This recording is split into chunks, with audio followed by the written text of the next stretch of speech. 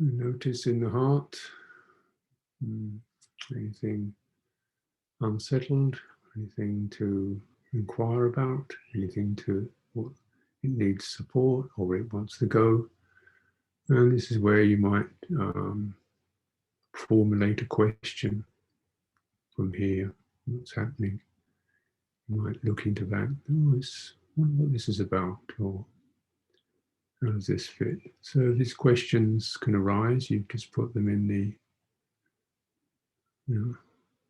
put them in the chat box, and we'll look at those.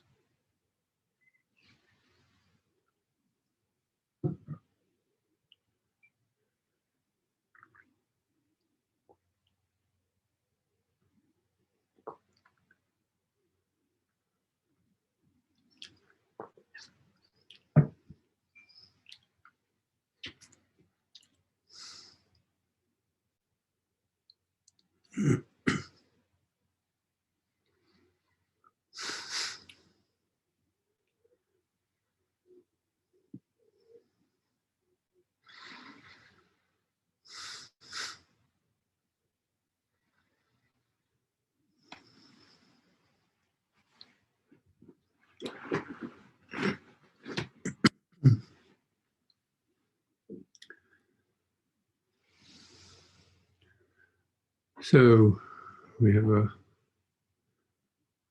few questions, and hopefully this will be of use to everyone, or some of you more than just the questioner. You said to not let attention linger on afflictive states as it falls on citta. So how to relate to these states? Confused. So I would say not to let attention linger on afflictive states as they fall on citta. It's the afflictive states that are the problem, not the attention.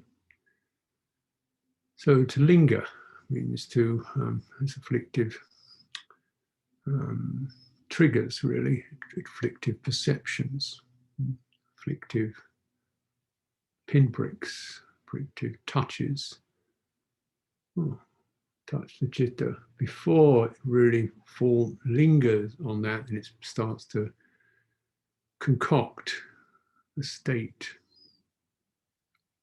But the first beginning of the state is this sense of something's recognized, or that's that, or I'm this, or they're that, that moment. And then there's a kind of a little trigger, feeling pleasant or unpleasant, and then the state arises, state of, whatever it is, agitation, comparisons, I'm this, they're that, I'm not as good as, she's better than, I'm better than, how is that, quite a fluster of some kind. And naturally then tendency is the attention to go into that and start trying to sort it out or operate from that basis. And the operation is called intention, inclination. So attention lands and lingers, state arises, and then some kind of volition occurs in the mind. Make more, make less, change it, fix it, stop it. Go this way, go that way. But then the starting point, the platform for that is an afflictive perception. Okay, something irritating, something disappointing, worrying.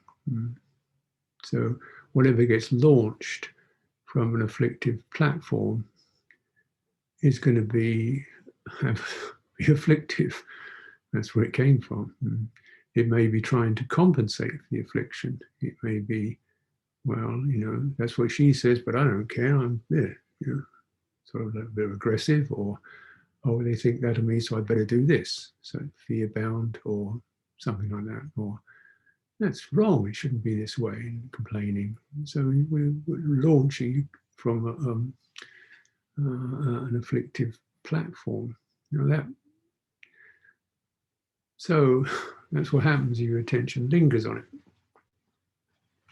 Now, if perhaps that's already happens, you are in an afflictive state of anxiety or disappointment, something like that. Well, then you want to notice that and try to bring the story, pause the story. How do you pause the story? Well, maybe you feel your body, fiddle your fingers, take an out breath. Wait. The story's probably got some momentum in it. So you want to really come out of the mind base, the thinking mind, which is creating images and narrative, and then it's all propelled by emotions. And so he says, well, what we can do is we can feel hands, feet, face, and relax down your back. Okay, here we are. Yeah. And I'm feeling really quite annoyed. Yeah, but now at least you're witnessing it rather than in it. You're with it rather than in it. And then what is this annoyed, for example, experience?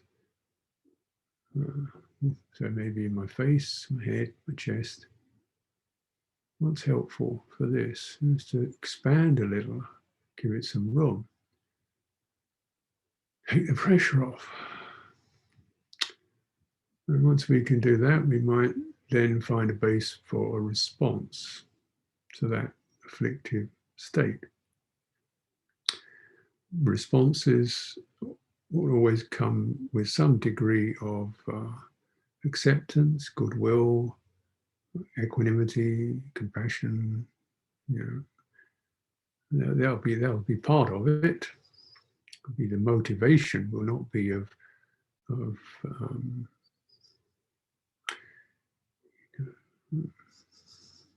thinking about it. It's more like an emotional response.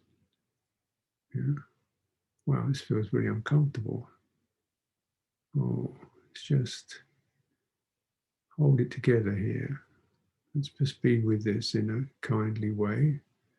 And that tends to change the drive of the volition. It's no longer so surging. You may feel it still bubbling and pushing. But at least we've got a handle on it. Goodwill. And then what's this based upon? Then you can begin investigation. What brought this up?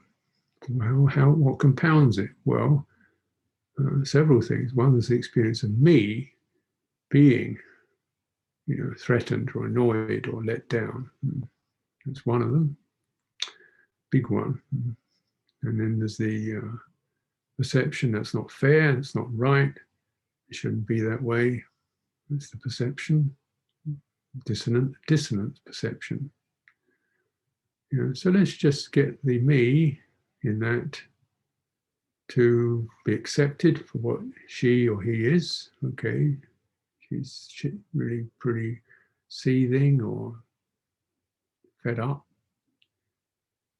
Okay, a little bit more of that metta karuna, kindness, compassion. Everybody gets this. It may seem like me, it speaks like me, my voice, but actually everybody who gets fed up, annoyed, feels like this. It's a form, not actually a unique identity. And you may be familiar form. Okay, so there's that. Let's return again to the perception. It's not fair, it's not right. Okay, so well, what's that got to do with me, really?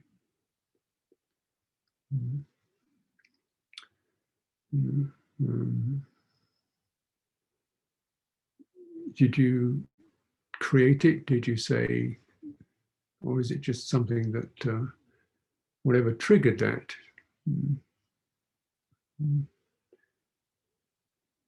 You know, say somebody's doing something silly. They're doing something silly, you know, or offensive. Are you doing anything silly or offensive? No. Well, that's good, isn't it? That's theirs then. That's not yours, that's theirs. Your bit is getting upset about it all. Understandable. I do feel exactly the same way. But when it comes down to it, their actions are their actions. Right? You know, for example, if it's a person, I can feel pretty upset because, you know, this is not the proper way to behave. If I have a tree fall down in my backyard, so we've had several trees get blown over, which I didn't want to have happen. They were lovely trees. They got blown over by the wind and the roots ripping up. And then you've got to get someone in to saw the thing up, which costs plenty of money. And you've got a big ugly hole in the ground. That's not an agreeable perception. But I don't say stupid tree. How dare you? That's the trees thing. Yeah. Even I would imagine, I wouldn't say if a tree fell on me, but I wouldn't be there to speak about it. But if, you know, bird poops on my head, I might feel disappointed, you know, but at the same time, that's the bird's business, isn't it? You know, I just got to be more careful where I walk. But when it's another human being, I think that's downright disgusting. Somebody who poops on my head. That's really outrageous. That's out, you know, I never, because we sort of imagine there's a lot more inference with another human being that they should be like me. And they're not. They, you know, so we look at how, you know, how should it be? How should it be? Well, if there are forces, greed is greed, hatred is hatred, aversion is aversion. So if people are aversion, their aversion is doing what aversion does, which is be averse, right? It's acting perfectly well. So it seems sometimes there's a lot of people who've been hired to be annoying. They're being annoying. They're good at being annoying. They turn up at the wrong one. I don't want them to, and they do their annoying thing. They're perfect at it. But what's it going to do with me?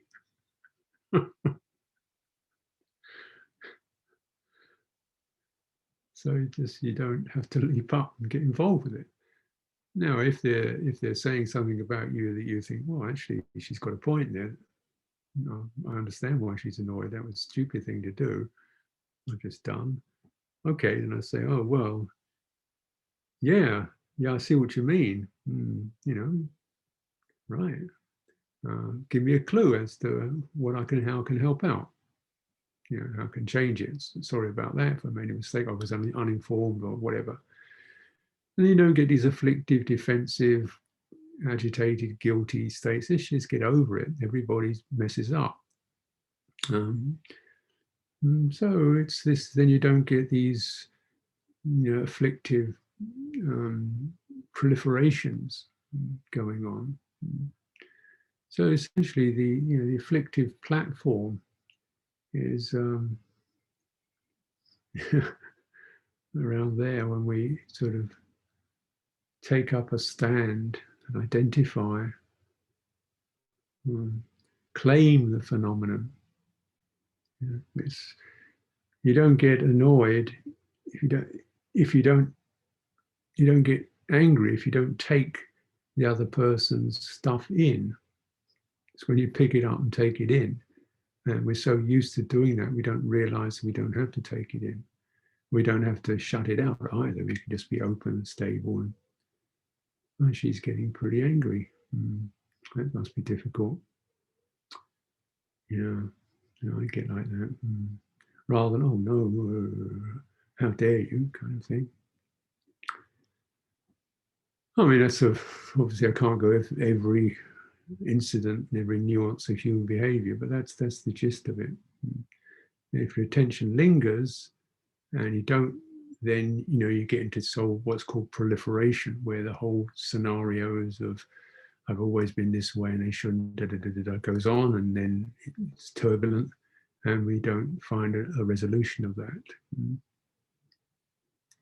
If your attention doesn't linger in it, but instead shifts back to something that gives you a center, stability, and then you check the volition that would otherwise come storming out, and then you start to review with wise attention, deep attention, proper attention, unwholesome and saṇkhāra, and start opening the topic out. Now, this can seem like a long process when I've talked about it. It can be actually a lot quicker than that. Sometimes when you get more adept at it. And of course, when there's nobody else around and you're sitting there and you just tumble into an afflictive state, nobody else is doing it to you right now, you're just revisiting the past or something, then maybe, you get, whoops, okay, what's happening? I'm inventing right now, I'm regurgitating the past. That's what's happening, because it hasn't been resolved. Regurgitating old past memories, which is a very common experience. Everybody's doing it. A lot of the questions that I experience are just about this. I do the same thing. Unresolved stuff. Then it's the time to unresolved stuff. That's your meditation. It's not getting in the way of your meditation. It is your meditation. Okay, how is this? Can I stop dismissing it, proliferating around it, blaming myself for it, getting to some seizure around it? Just stable. Is there a stable place? And as I keep saying, you generally use the body as a stable place, as a place to get out of the mind. You can, of course, so same using the visual focus or use chanting. So something that takes you out of the mind consciousness, right, which is the one that's all snarled up and doesn't have any space in it. You are in there. You want to get somewhere you get some space around it. The visual consciousness provides space.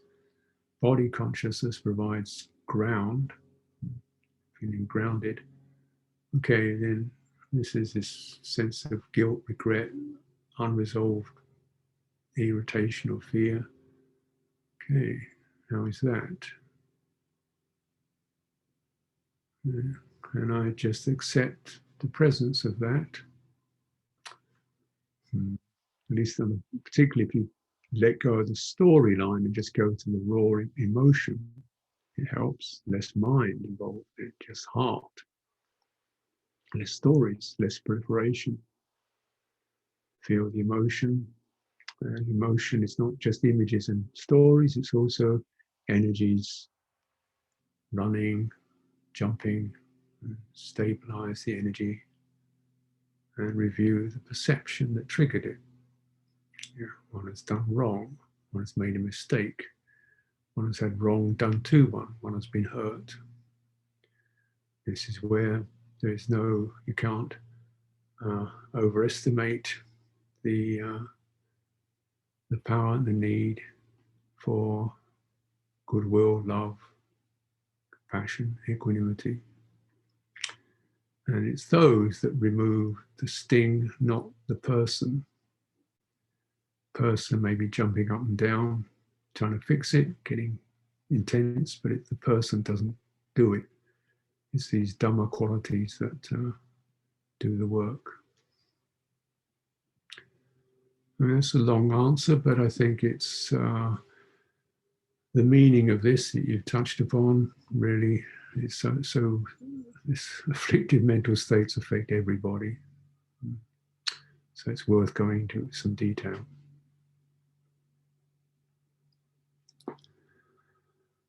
So I think the next question is pretty much the same. During meditation, past unwholesome acts may arise as a thought. Well, exactly. So stop thought, thought, feel the feeling, the emotion. Ask yourself, what's the emotion behind this thought? If you can't get an immediate word, you could say fiery or surging or lumpy or grinding, whatever it feels like. And then how is that in the body? Return to the body. See if you can find a part of your body that's more comfortable. Whole body. Breathing. So this gives you some perspective on it. And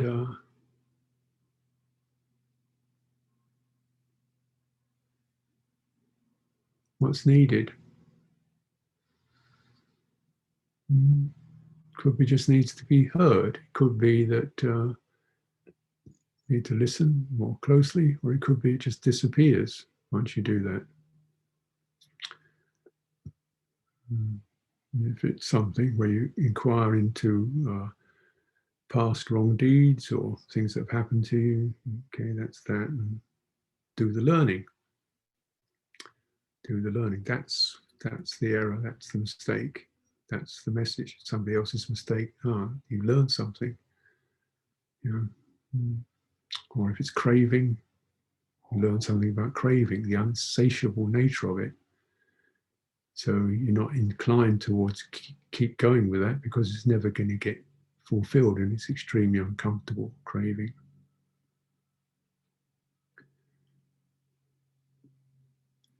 So moving down, how can I feel safety in my brown body where there is external racism?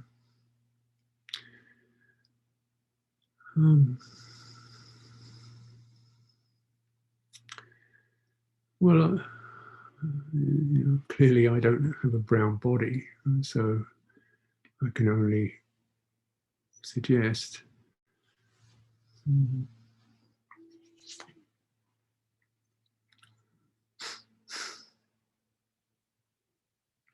I imagine the racism is such an ongoing topic of discussion that there must be people who really studied and learned a lot about this, but certainly having other people of colour around you must provide some sense of solidarity, support.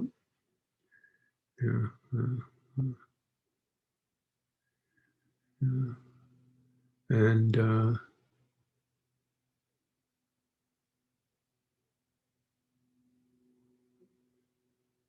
but safety in general is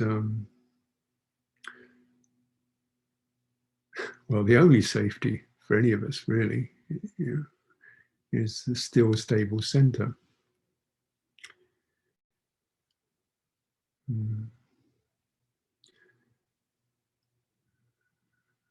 And if you're coming into that, so particularly if you're out in a streets, it's obviously confusing. There's random input, but you keep your senses collected, so you're not going out. It's a matter of not being tense or tight, but just what you need to look at, see. So you always you don't lose touch with your stable center, which is not a body at all, really. So it's that. It's not a person. Stable center is like an axis. And then around that, the general atmosphere has to be one of the protection, which is not paranoid, it's just there's something of value here. This is a valuable, unique, sacred, if you like, this embodiment. It's pretty marvelous, really. So let's just be with that with a sense of care.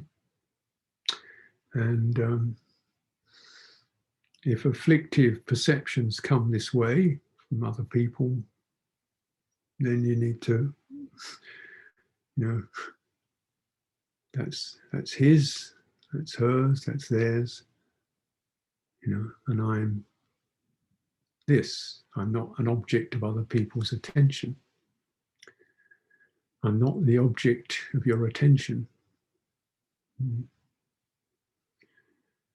I'm not the object of your attention. You have an object in your mind, which is not me.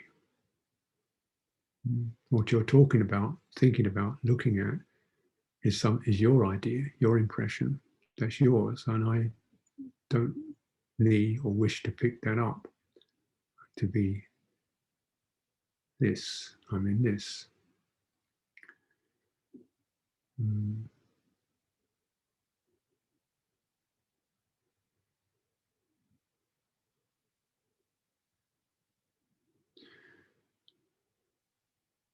And although this is verbal,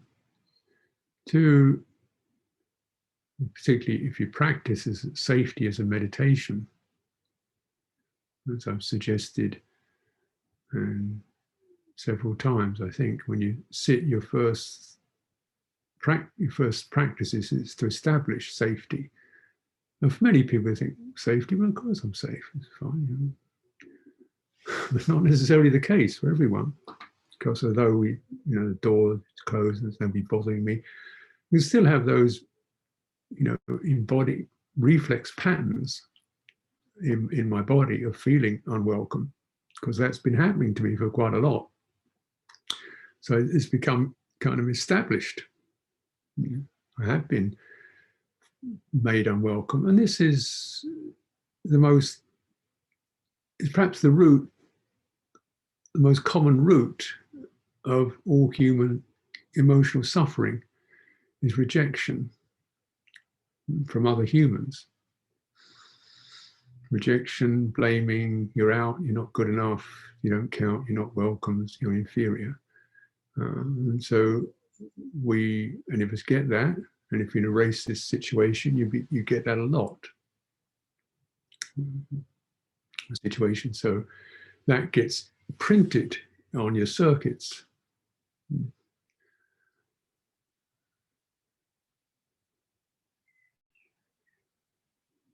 Right? So when you're sitting quietly on your own, it's good to acknowledge that, and to the degree to which it's there, and even if everything's fine on a visual level, but we don't live on the visual level. I mean, we can do, but most of us, we're living on a heart level, and the heart is still carrying those perceptions, those impressions of being unwelcome. And so we need to encourage it to be within a safe body. And then again, this is pretty charged, because if it's the nature of your body that's made you feel unsafe, you've got to reclaim it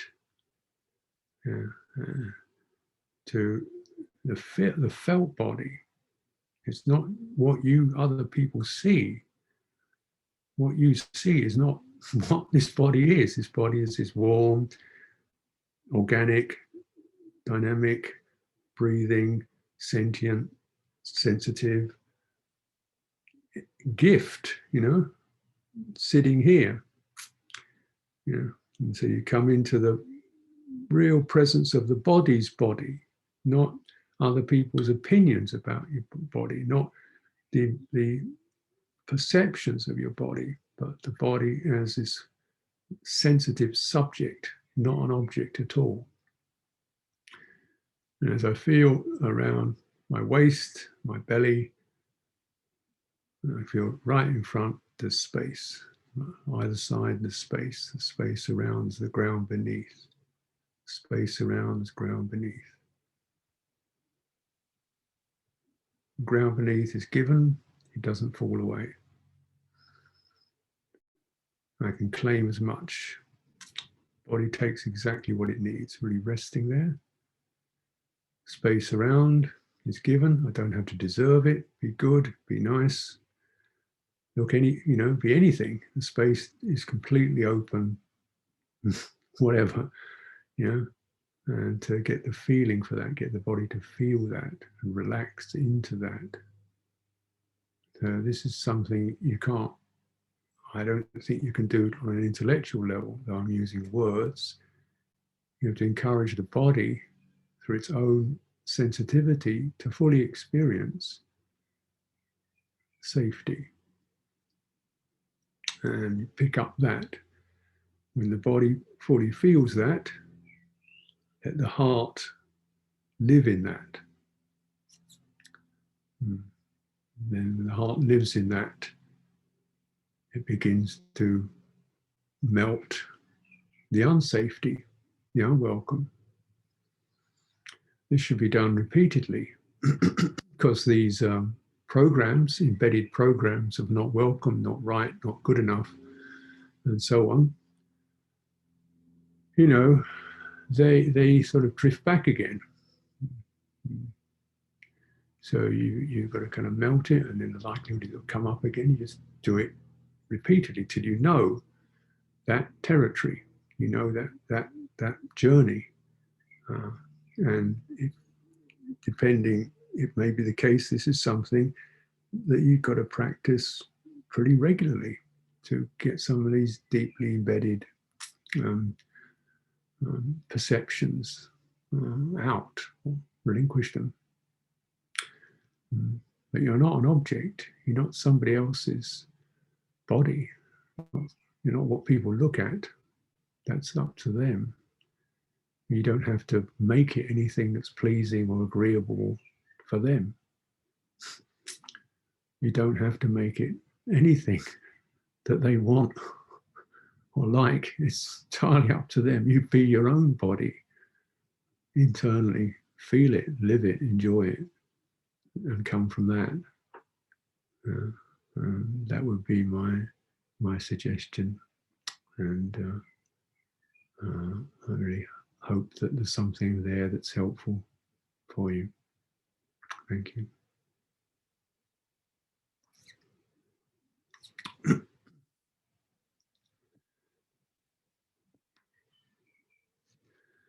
Next one. When you spoke of citta saṇkhāra that moves karmically, is that cetana specifically? Yes. So for those people who wonder what these words mean, citta saṇkhāra is the kind of activations of the heart. So roughly speaking, emotions, impulses, intentions, that kind of boom, jump, and that moves karmically, that moves in accordance with inherited patterns or inherited trajectories. Okay.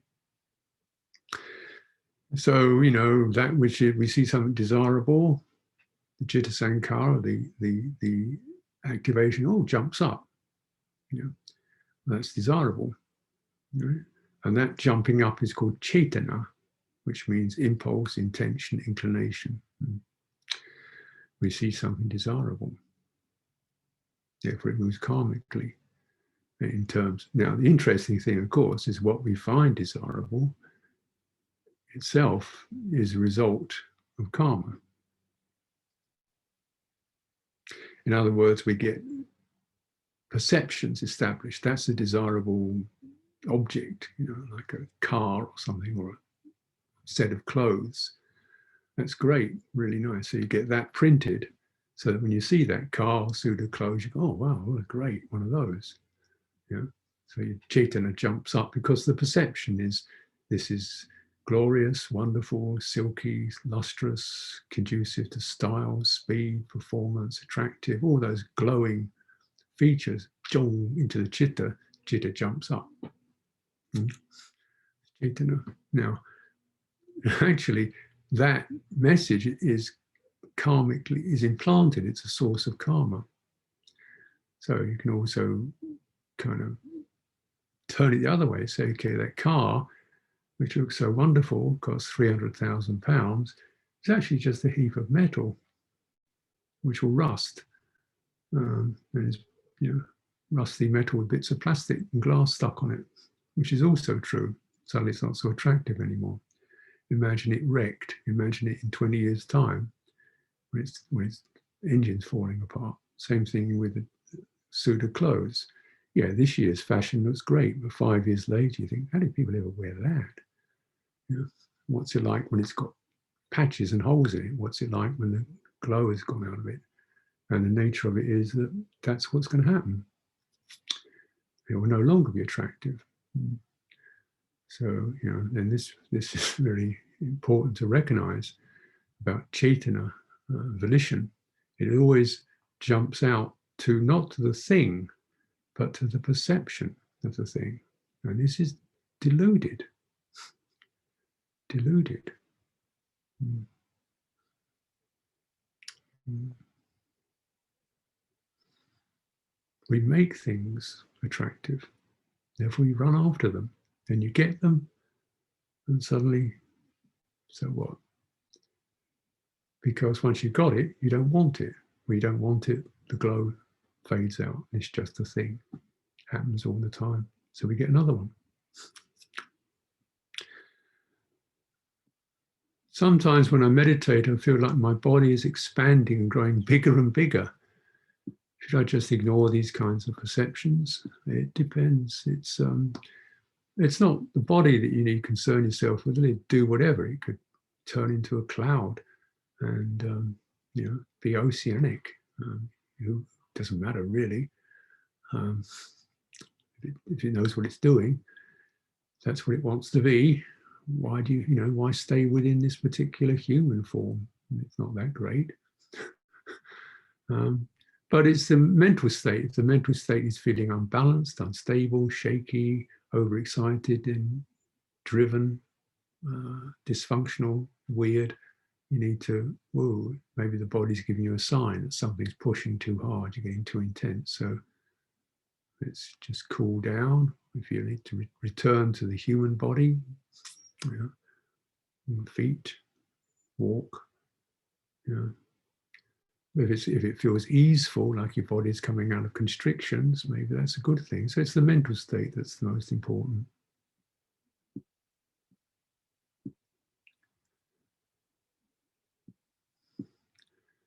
So a similar question, body cells are asking for more oxygen. What do you mean, more breathing? Could be that something's restricted in your throat. I don't think the body knows the word oxygen. It maybe wants some freshness. Perhaps one should stand and walk.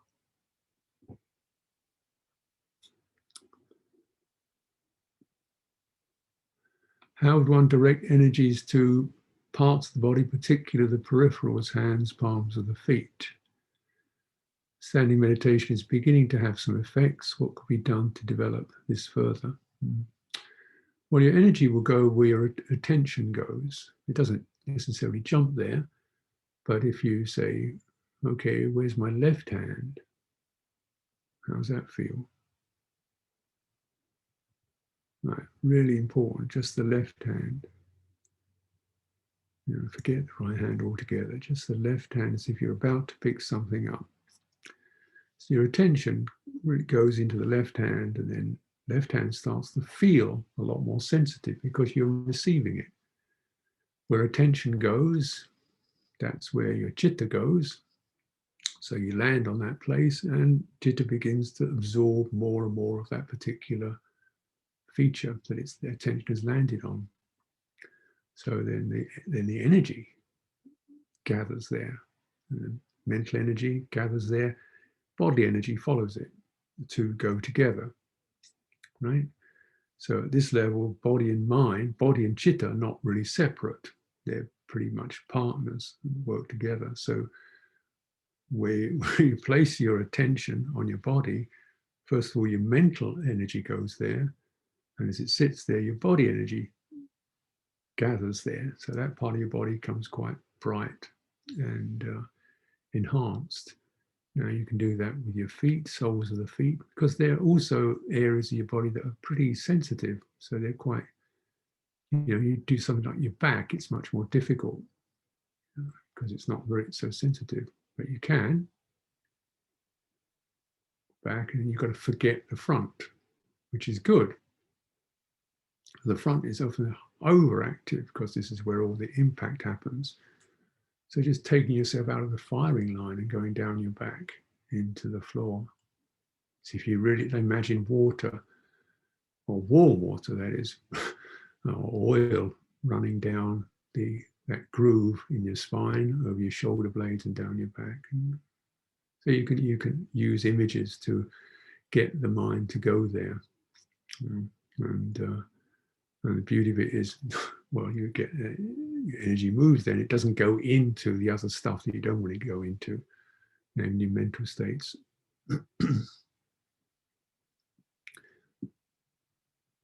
So another question here. Is it useful to stay at the awareness mind and notice its presence while noting the absence of a sense of I, which is often felt as dominant?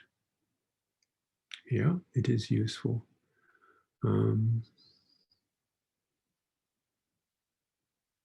Very useful, important. It helps everything to reset itself.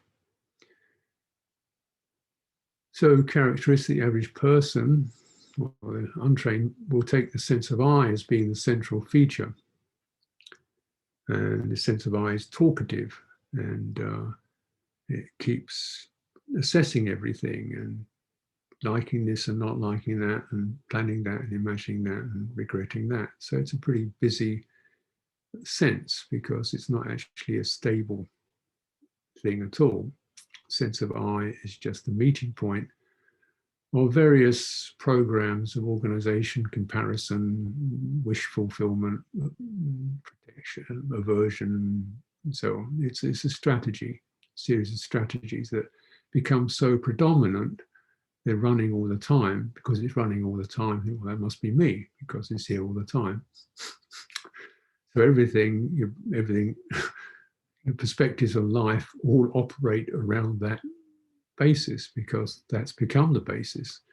And so then one's world, one's life starts to form in terms of, what I want, desirable, undesirable, something has to be done, which is very, very significant feature of I.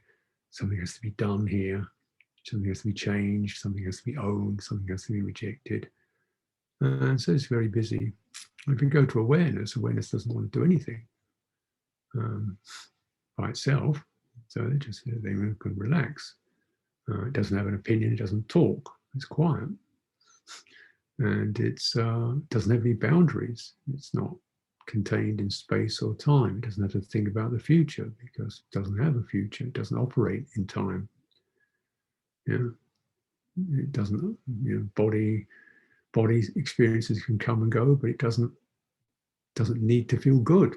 Whereas I am always wants to feel good. Doesn't like it feeling bad.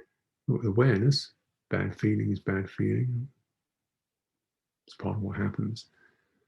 And so this helps to reset the saṇkhāras, the activations, which can be very agitated in the I am experience. In the saṇkhāras, or the activations that connect to the stable center, are generally in line with discernment, clarity, goodwill, and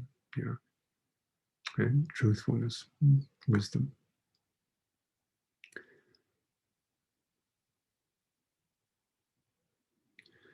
Okay, I think we have how to help myself to be more confident, how to express my views in front of a lot of people, feeling self-conscious, fear of making mistakes and being judged. I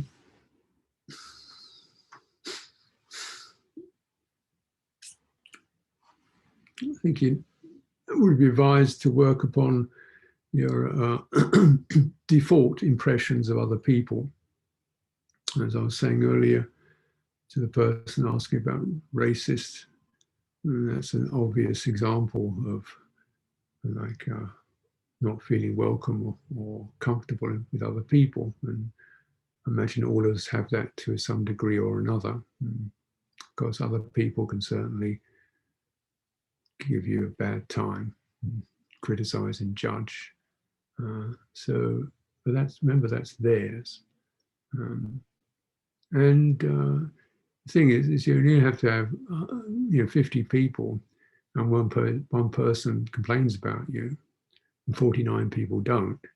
It's the one who does complain about you that you feel affected by, not the 49 who don't. So we're very sensitive like that. But when you recognize it, if you've got 50 people, the chances that every one of those people is going to be exactly comfortable with what you say, it's not that likely. Likelihood is somebody won't like it. But you can't have your life lived from the perspective of other people because it's yours, right? Now, at the same time, you don't want to just say, I don't care about other people, but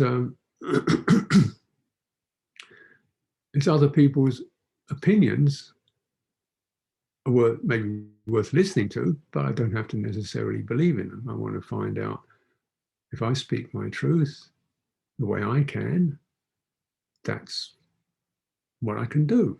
I can't speak it the way you want me to speak it because it's my voice, my thought. I can't do that. But I can speak it the way I can. I can ask you for some help. I'll ask you a question or something. I'll try and do the best I can. So this is the way you work. You realize that any action, including speaking, is guesswork. You know? In other words, you never know you're really going to get it right. And chances are it won't be right for everybody. That's the way it is. Get used to it. But focus on your intention, calm and steady your body, center yourself in what you feel is truthful and right. Give much more attention to that. At the same time, your awareness of other people should be that which is, I have concern for their welfare. May what I say be of use to them. Benefit, clear, understandable, comprehensible. So your attitude towards other people is kindly, but not necessarily identifying with their views and opinions or what you imagine they think you are. A lot of it is imagination. We just have a certain paranoid default. Operating through fear is, you can't do that. You can only operate. And the thing about fear is always about something that might happen, and anything might happen. You know, madmen might come in here and cut my head off with an axe. Possible, but I can't live with that. I'm going to say, well, right now, it's okay, and keep the heart. Remember, the heart doesn't dwell in space or time, body. So live in your heart and speak from that, and speak clearly with a mind of goodwill.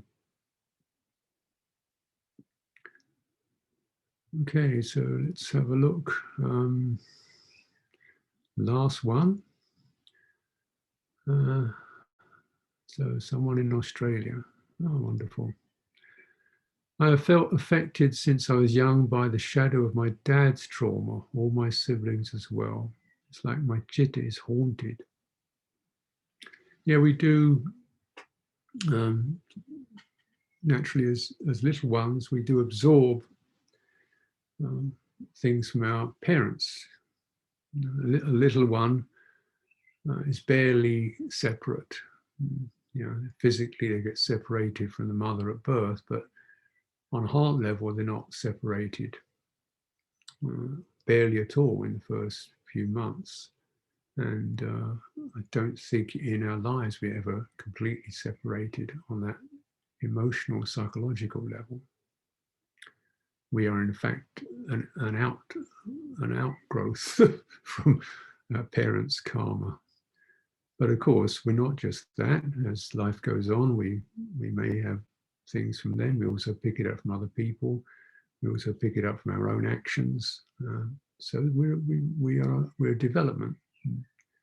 And at some root, there's also those traces of parental experience.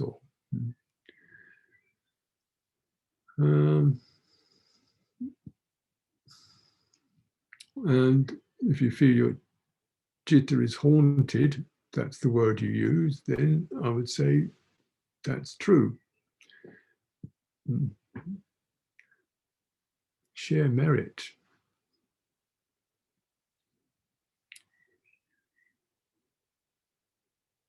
It means if your citta is haunted, the ghost, it may not appear as a ghost, but you're using that term. And it's good to use these imaginative terms. Say, what does it feel like? It feels like something's always behind me. I can't quite reach its shadowy, but it's, you know, then bring up goodwill and extend the goodwill to the shadow, to that, whatever that is, extend mind of goodwill. This is a really important practice to cultivate. Because in the material world, we tend to think there are no such things as ghosts. And you know, what does that mean? Well, it could mean a number of things, but we certainly all have haunted experience, things in our chittas, in our hearts, that are haunting us, dogging us, running after us, chasing us. So it's just a way of talking. And then, okay, it really need to be experienced love, goodwill, blessing. Yeah. I was talking to one of the monks some time ago, and he said he was in some place, and he sort of, middle of the night, he woke up and he could see all these strange grey swirling shapes moving around.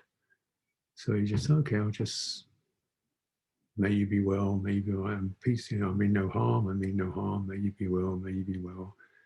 It's for you, whatever good I've done, may, you know, this is quite common in monastic practice, is particularly if in the forests and the jungles, you just send out a lot of goodwill, say, look, here I am, I mean no harm, I come in peace, I respect you, goodwill. And creatures seem to benefit from like that and leave and don't harm you. So he was doing this, and he said he's doing this, the grey shapes, and there's a little form arose. A little girl came out of this grey shape, a ghost girl, and came up and kissed him on the cheek and said, "Thank you," and disappeared. So, you know, you may meet your dad in there. And so just say, thank you, Dad, for giving me birth. You know, and really, if your dad had trauma, I'm so sorry for that, you know, and, you know, you gave me birth, gave me life, and really wish you well.